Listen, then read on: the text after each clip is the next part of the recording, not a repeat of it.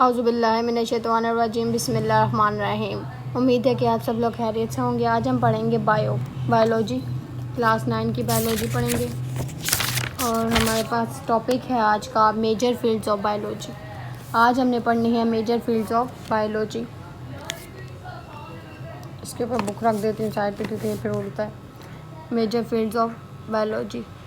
Biology has 3 main division. Biology की 3 divisions हैं।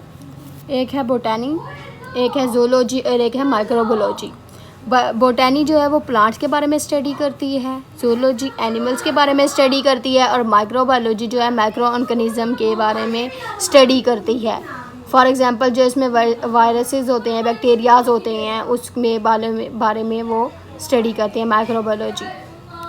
सब फील्ड्स ऑफ बायोलॉजी में हमारे पास बहुत ज़्यादा बायोलॉजीज़ हैं, 1 2 3 4 5 और को अगर 3 सब ज़रब दे तो 15। हमारे पास कितनी है? 15 सब फील्ड्स ऑफ बायोलॉजी हमारे पास क्या है? 15 में ये सब चीज़ों को ना एक प्रॉपर वे में, एक प्रॉपर फील्ड में इन्होंने एडजस्ट किया हुआ है। सबसे पहले हमारे पास है मोरोपोलॉजी। ये morphology, the study of the size, shape and structure of animal, plants and micro organism is called morphology. इसका मतलब ये है कि इंसान जो हमारे बॉडी स्ट्रक्चर है, जो हमारा साइज़ है, जो स्ट्रक्चर है, जो एनिमल्स का, जो प्लांट्स का, जो माइक्रो ऑर्गेनिज्म का जो भी इसका बॉडी स्ट्रक्चर है, शेप है, साइज़ है, उसे हम मॉर्फोलॉजी कहते हैं। For example morphology of flowering plant includes the roots, stem, leaves, flowers and fruits. इनकी जो शेप बनी होती है, जो साइज़ होता है, फ्लावरिंग वो फ्लावर से निकलता है, एक पौधे से निकलता है, प्लांट से निकलता है, तो रूट्स की जो साइज़ होता है स्टेम का, इसे हम मोरोपोलॉजी कहते हैं। मोरोपोलॉजी। डेंटल स्ट्रक्चर इन ह्यूमन, दांतों का मतलब जो डेंटल स्ट्रक्चर होता है आपको पता है, डेंटल दांत को कहते हैं। दांतों का जो ह्यूमन के दांत का स्ट्रक्चर है वो भी ह्यूमन मोरोपोलॉजी में आता है। तो मोरोपोलॉजी बेसिकली हमारे पास क्या है? एक साइज, शेप और स्ट्रक्चर है। एनाटॉमी क्या है हमारे पास? The study of the internal structure of the organism is called anatomy. Organism का जो अंदर का स्ट्रक्चर होता है इसे एनाटॉमी कहते हैं। Anatomy is called the internal morphology. Anatomy जो होता है वो इंटरनल मोरोपोलॉजी होता है। मोरोपोलॉजी हमारे पास क्या आता है? शेप, साइज और स्ट्रक्चर, लेकिन ये उसका इंटरनल स्ट्रक्चर है, तो ये मोरोपोलॉजी के अंदर है, इंटरनल है, तो इसे एनाटॉमी कहते हैं। एग्जाम्पल क्या है एनाटॉमी की? Human body part is such as muscles, जो हमारे अंदर है, मौजूद है, अंदर है ना, इंटरनल है। हार्ट, ब्रेन, किडनीज, ये हमारे अंदर मौजूद है, इंटरनल स्ट्रक्चर है हमारा, इसका इंटरनल स्ट्रक्चर को कहते हैं एनाटॉमी। उसके बाद आ जाता है physiology. The study of the functions of various organs of the organism is called physiology.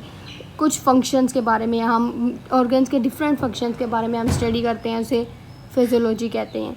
Example हमारे पास digestion, respiration, excretion, photosynthesis etc। Digestion मतलब हजम करना, रेस्पिरेशन मतलब पानी का वो होता है, एक्सक्रीशन, फोटोसिंथेसिस, ये सब जो हमारे पास है फिजियोलॉजी है।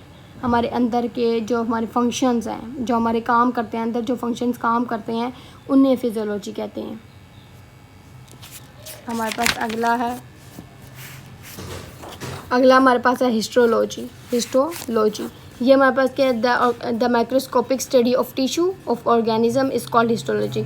जो माइक्रोस्कोप में टिश्यू की ऑर्गेनिज्म की स्टडी करते हैं, माइक्रोस्कोप के ज़रिए जो हम टिश्यू ऑफ ऑर्गेनिज्म की स्टडी करते हैं, उसे हिस्टोलॉजी कहते हैं। For example epithelial tissue that is continuous layer over the covering over the entire body surface. ये हमारे पास एपिथेलियल टिश्यू है जो हमारी बॉडी के सरफेस के अंदर होते हैं, हमारी बॉडी को जिसने कवर किया था, उन टिश्यूज़ को हिस्टोलॉजी कहते हैं। साइटोलॉजी क्या है हमारे पास? The body of the structure and function of the cell is called cytology. जो हमारे अंदर का स्ट्रक्चर है, जो फंक्शन है, बॉडी के अंदर जो स्ट्रक्चर और फंक्शन होता है, जो सेल का स्ट्रक्चर फंक्शन है, उसे साइटोलॉजी कहते हैं। इसे सेल बायोलॉजी भी कहा जाता है। For example the study of plant and animal के सेल्स और प्लांट के अंदर जो सेल्स हैं, प्लांट और एनिमल के अंदर जो सेल्स हैं, उनको स्टडी करता है साइटोलॉजी। उसके बाद है जेनेटिक्स से तो आपको पता चल रहा होगा, स्टडी करता है जीन्स के बारे में, हेरिडिटी के बारे में। इन ऑर्गेनिज्म इज कॉल्ड जेनेटिक्स का मतलब होता है कि वो आपके जीन्स के बारे में स्टडी कर रहे हैं, जीन्स के बारे में बता रहे हैं, हेरिडिटी के आपके आलूलाद के बारे में, आपके अंदर जो जीन्स पाए जा रहे हैं उसके बारे में, जो आप मतलब बाप से बेटे में या बाप से बेटी में या माँ से बेटी में ट्रांसफ़र होते हैं जीन्स, उनके बारे में।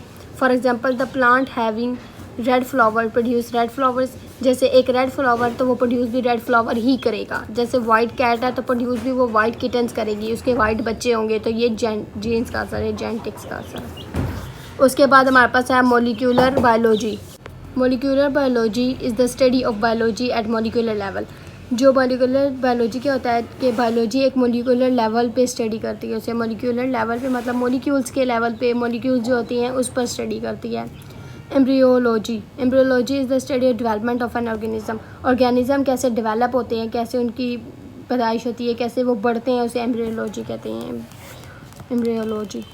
आगे क्या है हमारे पास पैलियोंटोलॉजी। पैलियोंटोलॉजी क्या है, वो हमारी हिस्ट्री ऑफ लाइफ, जो पुरानी हिस्ट्री है, जो अर्थ की हिस्ट्री है, जो फॉसिल्स की हिस्ट्री है, फॉसिल फ्यूल्स की हिस्ट्री है, हमारे कुदरती वसाइल जो होते हैं उनकी हिस्ट्री जो है उसके बारे में पैलियोंटोलॉजी जो है स्टडी करता है। टेक्सोनॉमी। टेक्सोनॉमी हमारे पास स्टडी किया the classification and naming of the organism. Organism की जो क्लासिफिकेशन है, जो नेम वगैरह है, उसे टेक्सोनॉमी कहते हैं। For example humans are mammals. जो पहले ह्यूमन्स मैमल्स होते थे उनके बारे में साइंटिफिक नेम मतलब होमो स्पेनियन, इसके बारे में नेम्स के बारे में ज़्यादातर ये वो करती है। टेक्सोनॉमी जो है नेम्स के क्लासिफिकेशन के बारे में पढ़ती है। इकोलॉजी। इकोलॉजी के the study of inter relationship of organism and the environment is called ecology. Ecology क्या, हमारे इन्वायरमेंट का क्या सिस्टम है, हमारे इंटरनल रिलेशंस क्या है, हमारा इंटर रिलेशनशिप क्या है, उन ऑर्गेनिज्म के पढ़ती है, हमारे माहौल के बारे में पढ़ा जाता है, तो उसे इकोलॉजी कहते हैं। इसे एनवायरमेंटल बायोलॉजी भी कहा जाता है। For example pond, lake, forest, desert वगैरह, ये हमारा एनवायरनमेंट है ना, तो इसके बारे में भी पढ़ा जाता है। Marine biology. The study of biology that live in sea is called marine biology. जो ऑर्गेनिज्म सी में होते हैं, पानी में, दरिया में होते हैं, उसे मैरीन बायोलॉजी कहते हैं। For example fish, whales, dolphins and porpoises, sponges, crustaceans and molluscs. जो हमारे पास जानदार, जो भी जानवर, जो भी कोई अगर पानी में रहता है, उसके बारे में मैरीन बायोलॉजी जो है उसके बारे में स्टडी करती है। उसके बाद आ जाता है pathology. Pathology is the branch of science which deal the study of diagnosis of disease. जो डिसीज़ है, डायग्नोसिस के जो डिसीज़ है उसके बारे में पैथोलॉजी जो है वो स्टडी करती है। Immunology. The ability of the body to protect itself for foreign substance and cell including infections, microbes is called humanity. Humanity जो है, इम्यूनोलॉजी जो है वो स्टडी करती है हमारे अंदर के प्रोटेक्शन, हमारी बॉडी की प्रोटेक्शन के लिए, हमारी बॉडी के अंदर क्या सेल्स है, क्या सब्सटेंस है जो हमारी बॉडी को प्रोटेक्ट करते हैं, जो इन्फेक्शन से हमें महफूज रखते हैं, उसे इम्यूनिटी कहते हैं। The study of the immunity is called immunology. The study of जो इम्यूनिटी की स्टडी होती है उसे इम्यूनोलॉजी कहते हैं। For example immunization is a person for which is a process by which a person become protect against a disease through vaccination। जैसे कि हमारे पास एक वैक्सीनेशन है, अगर किसी को कोई बीमारी लग जाती है तो उन्हें वो वैक्सीनेशन लगाई जाती है ताकि उनकी प्रोटेक्शन हो, उनकी डिसीज़ को दूर किया जाए, उनकी डिजीज़ की प्रोटेक्शन हो। प्रोटेक्ट करते हैं उसे डिजीज़ को, डिसीज़ से प्रोटेक्ट करते हैं इंसान को, उसकी ह्यूमन बॉडी को।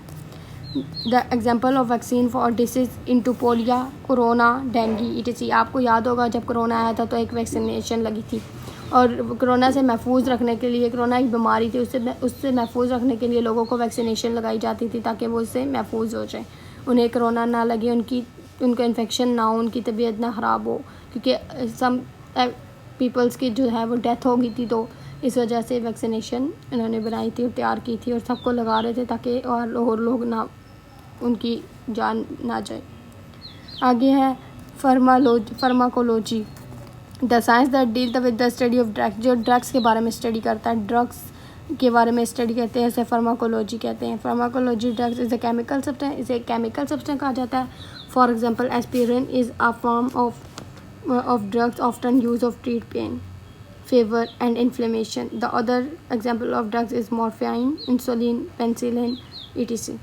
हमारे पास जो भी ड्रग्स के अंदर आ जाते हैं, जैसे एक नशावर चीज़ है कोई भी, उससे हिफाजत, उसकी प्रोटेक्शन करने के लिए उसकी स्टडी करती है फार्माकोलॉजी। ये हमारे पास इसकी ब्रांचेस हैं। आज का टॉपिक हमारा पूरा हुआ और ये हमारा फार्माकोलॉजी के बारे में कुछ लिखा है। The word pharmacology is drive from Greek word Pharmakon meaning drugs and or poison, together with other Greek word logia with the meaning of study of knowledge of। ये भी आप इसके साथ याद कीजिएगा। ये हमारे पास ब्लॉग्स हैं, इन्हें भी पढ़ लेते हैं। Fossils are mains of the living things preserve by natural process. वो कह रहे हैं फॉसिल्स वो हैं जो इंसान जानदारों के लिए होते हैं, प्रिजर्व करते हैं और नेचुरल प्रोसेस है, कुदरती है। Study of fossils help in understand the life of past and process of evolution. जो हम फॉसिल फ्यूल्स के बारे में जो स्टडी करते हैं वो हमें बताता है पास्ट के बारे में, हमारी जो पास्ट लाइफ थी उसके बारे में। आगे ये है computational biology has help to sequence of the human genome, created accurate models of the human brain, map of 3D structure of genome and model of biological system। जो कंप्यूटेशनल वो कह रहे हैं जो बायोलॉजी होती है वो हेल्प करती है हमें हमारे ह्यूमन को पढ़ने में, हमारे ह्यूमन के मॉडल्स को पढ़ने में, जैसे ह्यूमन ब्रेन को 3D स्ट्रक्चर जो हमारा जेनोम का उस मॉडल्स को पढ़ने में। ओके, उम्मीद है कि आप सबको ये समझ आ गई होगी और अगर आपको कोई भी कन्फ्यूजन है तो आप मुझे ज़रूर बताएं। ओके, अल्लाह हाफ़िज़, गुड बाय।